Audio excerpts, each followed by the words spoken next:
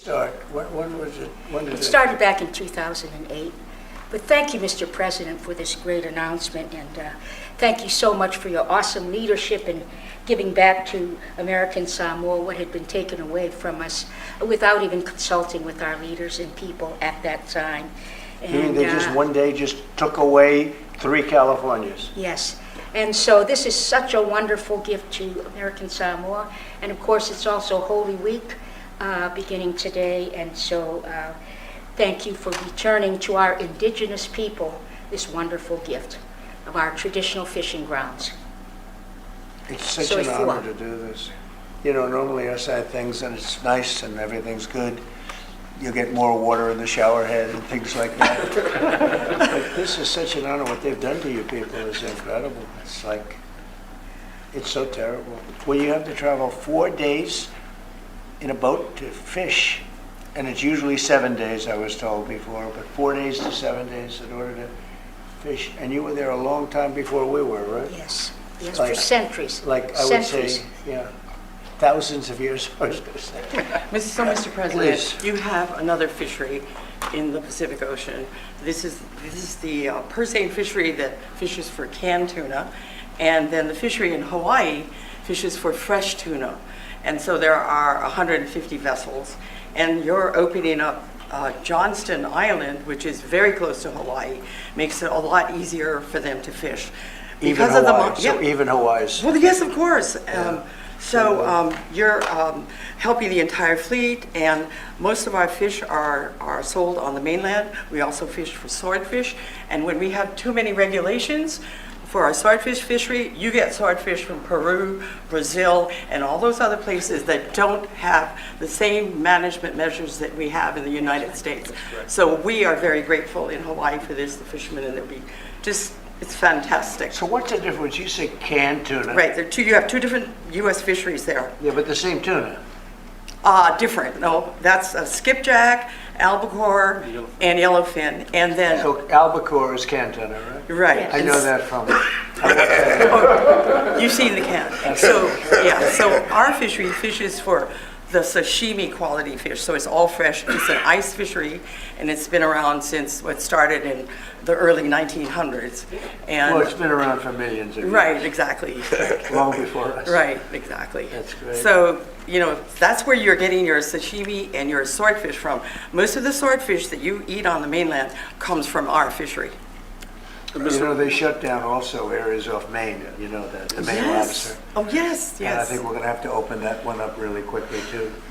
But we did it, and then after the election, which was totally rigged, they went out and they put it back again. We'll have that for you next And it was like 500 square miles or some ridiculous thing like that. And Canada fishes there, but we're not allowed to. Can you imagine? They restricted it, but Canada fishes there. Please. Mr. President, this is such a great honor. Today in American Samoa, we're celebrating the 125th Flag Day. It's the first day celebrating when the U.S. flag was first raised there. At this very moment, they're celebrating that. So this is a monumental occasion for the people of American Samoa, and we are truly. So this is a big thing that's This going is on right now. because we're a tuna-dependent economy. 99.5% of our exports is tuna. 99.5%? Yeah. Well, what about the other half?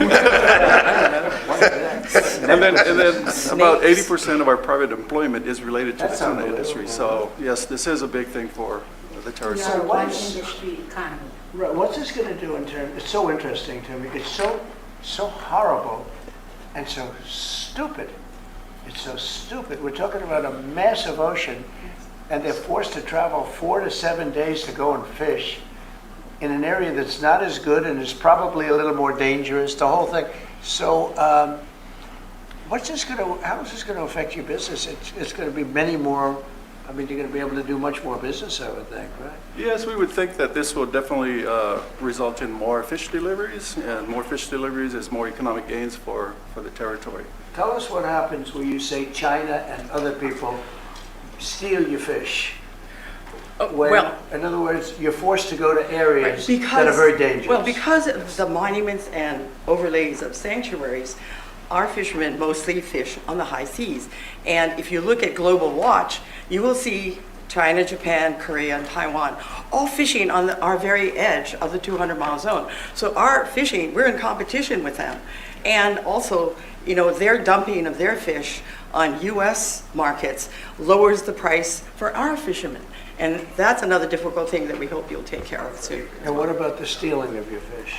Well, you're competing with tuna in a very competitive market, right? So they're camped right outside, like Kitty said, they're camped right outside our EEZ. And what happens? And they're taking our fish because it's migratory. Tuna is migratory. Because we can't fish in our zone, the fish goes to whoever. And they come in in the dead of night. Most Yes, they of do. them They come, Nobody catches they them. take They the steal. fish. Yeah, that's a common, well-documented problem. Does anybody, I mean, it's so interesting. It's- Even you have to find this one interesting. Yes. So by doing this, we're going to give you back your lives. And you've been doing this for thousands of years in this area. And then Absolutely. along comes Biden and Obama, and they say you can't do it anymore, right? This is fish baby fish. Yeah. So That's right. what's the level of and this is a risky question, but what's the level of popularity of Trump and Samoa versus the Democrats? 77%. For Poll Trump? shows for Trump. Yes, Wow. that's right. 77%. Probably go to 90 tomorrow. Yes, it'll go up to 100. 100. Maybe 100. Well, it's an honor. I'm not doing it for that. I'm doing it because it's just an honor. Here's one of the boats in there. Look how beautiful that is down. They use it for a beautiful cruise that takes 7 days before they can do the first fish. Can you believe it? So now you'll be able to do it like almost immediately, right? We get much closer, absolutely. So if the fish is there, we can make more trips and employ more people. Do you know through sonar, radar, everything, do you know where the fish are? I mean, can you see that? You get educated guesses, so you get all kinds of different reports, plankton and all kinds of stuff, and they can. It's a beautiful life. You wouldn't choose any other life, right? It's a very unique life. I love what I do. I really do. I mean, if you could have a life like some beautiful leisurely life in Washington, D.C., where you get mugged when you go to work, but other than that, you love politics. If you could live in the White House, you'd take exactly You what might take it under consideration. All right, let's do this, right? That's an honor. You've seen that signature, and I don't use auto pen. You know, Wafa. like Biden. Biden uses auto pen. I think we Wafa ought Afritai, Wafa Afritai, Wamani Mata Evai, Watasilava Oi, Watasilava Oi, Ilone Fa Amoy Moy. Thank you, Mr. President. Thank you so much. you hold that. And what is the second one, please? We have one more also relating to fisheries, sir. This is an executive order on seafood competitiveness. Currently, we have two basic problems here. One is that the American seafood industry is dramatically overregulated. Our fisheries are dramatically overregulated. The other is that we have unfair trade practices from our foreign trading partners relating to the seafood industry. So this executive order is going to attempt to address both of those. The Department of Commerce, other federal departments and agencies are going to work with the fisheries to establish common sense regulatory reforms. How long will that take? I think we're expecting to move as quickly as we can. Yes, sir. You know what you know exactly what we're talking about already, right? It's crazy. The regulation. It is. Secretary Lutnick is going to fast track that, I can assure you. Howard, please, go ahead. Sure. So you just heard us, the economic zone around Hawaii and Samoa is huge, and it's exclusively ours. So why wouldn't we have our fishermen fish there? I mean, imagine saying our own fishermen, every country in the world, they all fish the 200 miles off their coast, and we were stopping our own fishermen from going off the coast. It's totally the opposite of common sense. That's why President Trump has changed it. Now let's talk about regulation.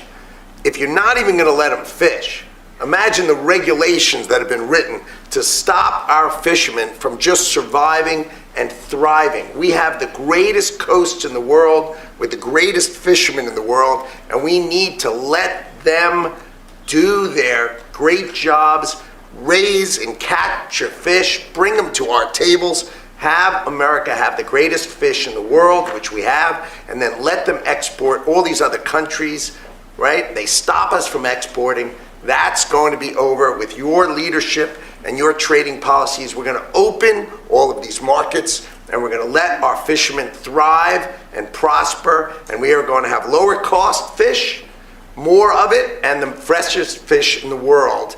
And this is just common sense for the United States of America. So could I ask, it's so interesting.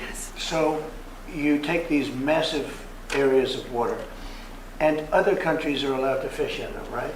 No. They sneak in, they poach. They So come they're not in, allowed, but they do it because they don't care. But they fish in their own zones, sir. Yeah. So we're systematically disadvantaging our fishermen by not allowing them to fish in parts of our exclusive economic zone, while other countries have their own exclusive economic zones, and they're fishing the heck out of those.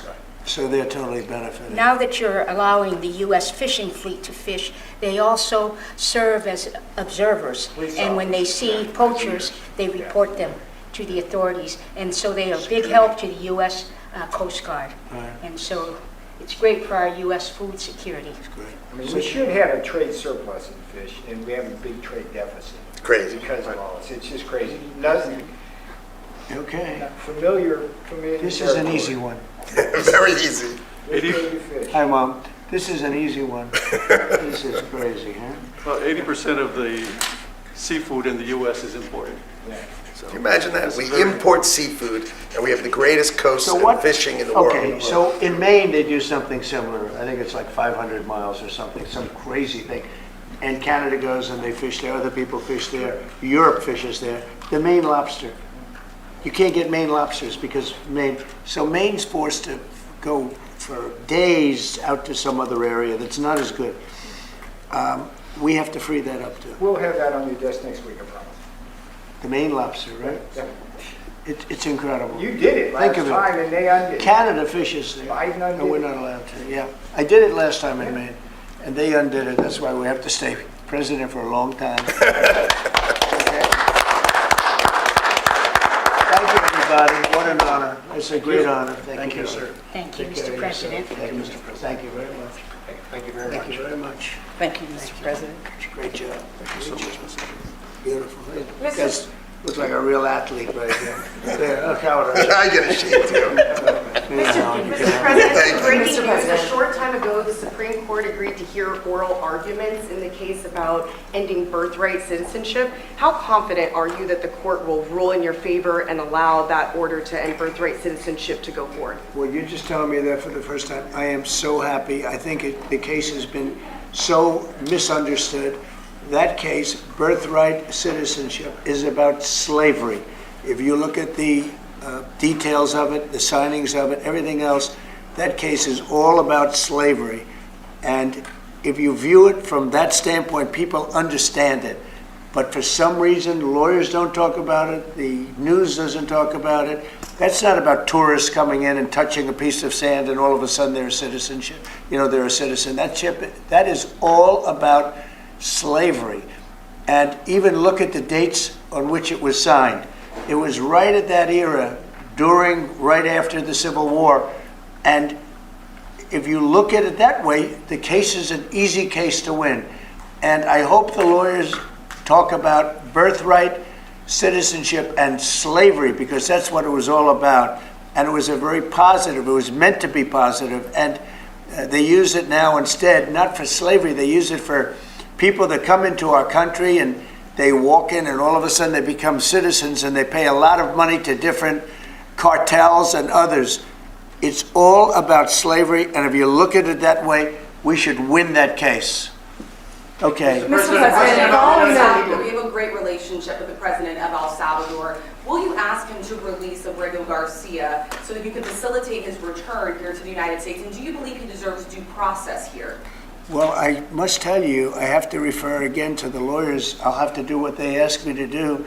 I had heard that there were a lot of things about a certain gentleman, perhaps it was that gentleman, that would make that case be a case that's easily winnable on appeal. So we'll just have to see. I'm going to have to respond to the lawyers.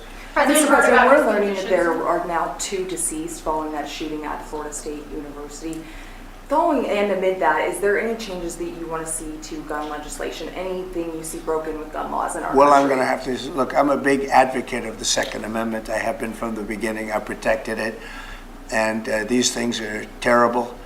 But the gun doesn't do the shooting, the people do. It's, a phrase that's used probably too often. I will tell you that it's a shame. I'm just hearing about it now. I just hear about it. I know the area very well. I know the school very well. I know everything about it. It's Florida. And we'll have more to say about it later. I'll have What to do see you what mean when happens. you say there will be more to say about it? Only in terms of what happened. As far as legislation is concerned, this has been going on for a long time. I have an obligation to protect the Second Amendment. I ran on the Second Amendment, among many other things, and I will always protect the Second Amendment. Mr. President, a question about the United Kingdom.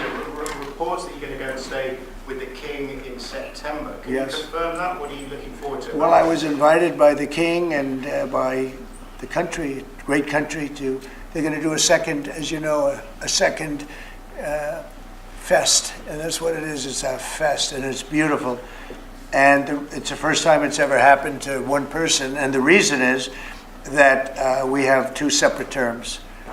And it's an honor to be, I'm a friend of Charles. I have great respect for King Charles and the family, William. We have just really just a great respect for the family. And it's a very great honor that, and I think they're setting a date for September. It's going to be a smaller visit initially and then a bigger state visit to follow after. Is that the plan? Yeah, they say that it's going to be, I don't know how it can be bigger than the last one. The last one was, as you know, was incredible. But they say it's going to be even more important. So it's a great honor to be so chosen. President Trump, yesterday you spoke with Japan. Is the Nippon Steel deal part of the tariff negotiations? Did you discuss that with them? It could be, but I doubt it. I mean, I think we're going to view it separately. We want U.S. steel to remain in the hands of the United States and people from the United States. And great respect for Japan, but we don't want a foreign country buying U.S. steel. U.S. Steel was one of our great companies of the world. When you go back 80 years, and it was the biggest, strongest, most powerful company in the world. And we're going to make it very strong and powerful again without Nippon. But if Nippon wants to come in, and I hear they're working on it very hard, I have great respect for Nippon Steel. I know a lot about it. But they can invest and they can do lots of things, partnerships. But we want to have U.S. Steel remain in this country. So is that a stipulation you would put on these tariff negotiations? I guess we could talk about it with regard to tariffs, Howard. I mean, it's something that could be a part of it. But tariff negotiations are actually simpler than that. I mean, we're going to set a number and people are going to pay that number, or they're going to decide to go elsewhere if there is such a place. There really is no elsewhere, I think. Mr. President, in the first term, your Attorney General apologized to Tea Party groups who have been targeted by the IRS under the Obama administration. Why is it okay for the IRS to now be looking at changing the tax status of Harvard because of policy disagreements you have with the university? So, I had dinner last night with a lot of pastors and ministers and people of faith, and there were like 32 of them, and it was beautiful in the Blue Room, and they said, "Sir, I was targeted by the IRS, and the FBI came in, sir, and I've been going through hell for years." And somebody overheard that statement, and they said, "Oh, that happened to me too." Another one overheard, "Oh, that happened to me too." It was the Biden people, and they had 7 or 8 of them. We're going to be reporting it very soon. I said, this has to be reported. These are ministers, pastors, evangelicals. They were targeted by the Biden administration, which was a disgraceful administration. Well, I was targeted more than anybody in history. I think you probably know that. I hope you admit it, but you might not. But I was targeted more than anybody in history. But it was interesting because one pastor told me, and another one heard it, "Oh, me too, and me too, me too, me too." All of a sudden, they're all, and one of them spent all of his money, everything he had on lawyers, for 3 years, he said. It took place almost immediately after the election. After the election, when Biden came in, unfortunately for the country, sadly for the country.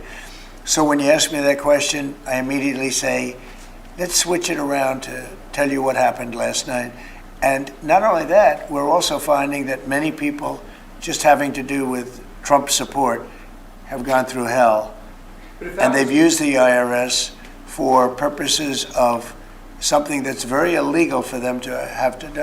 What You know. are you trying to It's a achieve? very illegal, it's a very, very illegal thing to do, what they did. And But that was I wrong. think it's such a shame. That was long what? If that was wrong, why are you considering changing the tax status of Harvard? Because I think Harvard's a disgrace. I think what they did was a disgrace. They're obviously anti-Semitic, and all of a sudden they're starting to behave. But when you see what they were saying, what they were doing, when you see the way they took care of events, when you watch that woman, that horrendous president that ruined the image of Harvard, maybe permanently, in Congress, in the halls of Congress, when you take a look at what happened there, it was horrific. And, you know, I've looked at a lot having to do with it. I'm not involved in it. It's being handled by lawyers. I read about it just like you did. But tax exempt status, I mean, it's a privilege. It's really a privilege. And it's been abused by a lot more than Harvard, too. By a lot more than Harvard. So we'll see how that all works out. I don't think they've made a final ruling. I don't believe they've made a final ruling, but it's something that these schools really have to be very, very careful with. Very anti-Semitic when you take a look, whether it's Columbia, Harvard, Princeton. I don't know what's going on, but when you see how badly they've acted, and in other ways also. So we'll be looking at it very strongly. Mr. President, on that subject, on the tax exempt status subject, what are the other groups that you'd like to see that status removed from? Could we expect an executive Well, order? we'll be making some statements, but it's a big deal. And they're so rich and so strong, and then they go so bad. They've earned so much by being a member of this country, a member of this group, this beautiful group of people in this country, and then they go and they abuse their power like that. I think it's very sad. Are we talking about immigrant rights groups, environmental rights Could be. groups? Could be. I mean, look, environmental. I have a group named CREW. CREW. You ever hear of it? I think it's CREW. And they have a guy that heads CREW. It's supposed to be a charitable organization. The only charity they had is going after Donald Trump. So we're looking at that. We're looking at a lot of things. But if you take a look at CREW, what they've done, and I think it was a very big abuse, but we're going to be finding out pretty soon. Can you explain the disconnect between your conversations with President Xi, when those potentially could happen, and why they haven't happened yet? Well, you don't know whether or not they've happened. That's my question. Yeah, I mean, I've never said whether or not they've happened, but I have a very good relationship with President Xi, and I think it's going to continue. And I would say they have reached out a number of times. Xi or they? Well, the same. I view it very similar. It would be top levels of China. And if you knew him, you would know that if they reached out, he knew exactly. He knew everything about it. He runs it very tight, very strong, very smart. And yeah, we're talking to So China. they've Do you reached out in believe him? recent days or recent weeks? Excuse me? They've reached out since the 145% tariffs. Oh yeah, sure. Do you believe A lot. directly? Do you I mean, believe a him? lot all the time. We're talking. Have You are spoken to him talking. directly to President Xi? I don't want to say that. Yeah. It's just not appropriate. to But say. you're speaking. Sorry. Has he called you directly, President Xi, or reached out to try to facilitate a conversation? Well, you'd think it was pretty obvious that he has, but we will talk about that soon. It's not that important because honestly, we're going to have a deal. I believe we're going to have a deal with China. And if we don't, we're going to have a deal anyway because we're going to set a certain target and that's going to be it. You have anything to say about that, Howard? I think our tariff policy around the world has every country in the world coming in and talking to us. It is incredible. We had country after country in yesterday. We are confident that we will work out something with China, and the president knows what he wants to do, and I think he knows it better than anybody else in the world, and we are confident that this is going to work out well, both for the United States of America. I'm sure he'll work it out with China, but the amount of other countries who are working with us is incredible, and I think it's really going to work for the American farmers, for our ranchers, for our fishermen, for our businesses. The scale of companies coming to America, just every day. Like even this morning we were talking about Whirlpool, and then we were talking about car companies opening. The scale of factories coming to America is mind-boggling, driven by Donald Trump's tariff policy, which has got the world coming and finally respecting the United States of America. President Trump, you said And by the way, there's never been anything like it. We have at least $7 trillion of new businesses coming in. If you go back and look at others, I mean, in years they wouldn't do anything like that. So, and this is in a matter of weeks, so it's been pretty amazing. You said we're talking, so China and the U.S. are talking Yeah. on tariffs. Oh, sure. Do you believe then that they won't go higher than 125%? We've heard Chinese officials say that. And then, like, what happens if they do go higher? Do we retaliate more? Well, than at a certain point, 125? I don't want them to go higher, because at a certain point, you make it where people don't buy. So I may not want to go higher, or I may not want to even go up to that level. I may want to go to less, because, you know, you want people to buy. And at a certain point, people aren't going to buy. And you And previously it's actually up to 145%, because you have the 20. You previously said that you would consider reducing tariffs on China to get a tic-tac deal done. Is that still on the table as of now? Well, we have a deal for TikTok, but it'll be subject to China, so we'll just delay the deal till this thing works out one If way or they the other. say- And I think it's a good deal for China. The TikTok deal is very good. TikTok is good for China, and I think they'd like to see us do a deal, especially the deal that we have pretty much done with some of the best companies in the world. If they agree to sign the deal, would you take that into consideration? I think it would be when something talking we about reducing discuss, because tariffs? it's a natural. If we're making a deal, I guess we'll spend 5 minutes and talk about TikTok. It wouldn't take very long. Can you give us a sense of how far along these negotiations are with China? Are they in the early stages, or are you inching closer now to actually making a deal on tariffs? I think that we will make a deal with China. I think we've had some very good talks, but we will have some very good talks remaining. And, you know, I view it, and some people say, oh, rush. I think we have a lot of time. I think we have plenty of time. But we have very, very good, you saw Japan was here yesterday. We had Italy today. We had a great conversation with the Prime Minister. We've had very good talks yesterday with Mexico. Talking with everybody. You know, the problem is it's only so many hours in the day. I think we're going to make a deal with China. We're going to make a deal with everybody. And if we don't make a deal, we'll just set a target, and we'll live with that, and it'll be fine too. How much time do you think you have? I would think over the next 3 or 4 weeks, I think maybe the whole thing could be concluded. You have to understand, we're a big, if you think of us as a big, beautiful department store before that business was destroyed by the internet. We're a big, beautiful store, and everybody wants a piece of that store. China wants it, Japan wants it, Mexico, Canada, they live off it, those two. Without us, they wouldn't have a country. And everybody wants a piece. And at a certain point, if we don't make a deal, we'll just set a limit. We'll set a tariff, we'll set some parameters, and we'll say, come in and shop. They may not like that, and they may find it, or the market may find it too high, you know, more likely the market, but the market may find it too high, or the country may find it too high. Then they'll come back and say, well, we think this is too high, and we'll negotiate, or they're going to say something else. They're going to say, well, let's see what happens. But they always have a right not to do it. So they can say, well, we don't want it, so we're not going to shop there. We're not going to shop in the store of America. We have something that nobody else has, and that's the American consumer. And I had the most successful 4-year period in the history of this country, and I think we're going to blow it away this time. But there is a little bit of a transition, and we're going to have that little transition, and it's not much of a transition. You know, if you look right now, we're getting 25% on cars, right? We're getting 25% on steel. We're getting 25% on aluminum.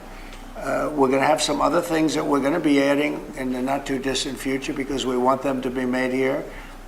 The medicines, the drugs, pharmaceuticals are going to be done, and computer chips, et cetera, et cetera. And because of that, we have the biggest computer companies in the world coming in from Taiwan and other places, and they're building in Arizona and lots of other places. We're number one in AI by far. We're leading China by a lot, by tremendous amounts. We're going to supply electricity at levels never supplied before. They're going to build their own electric. We're going to let them become a utility, essentially. And it's going to be amazing for the country. They're going to build their own electric plants. We have to double up our electricity to remain number one in AI. We're going to have to double up our electricity take our whole country. We're going to have to double up our electricity. Think of that. And probably even triple it up. And we're going to let them build their own electric plants with their plant that they're building for the AI or whatever they're doing. Never been done before. We're going to get them quick approvals. It's going to be very clean, going to be very nice. And we're going to get them very fast approvals. And people are investing in this country like they've never invested before. Thank you very much, everybody. Thank you, Fred. Thank you, Fred. Thank you, Fred. Thank you. We're headed out. Thank you, guys. We're right here. Thanks,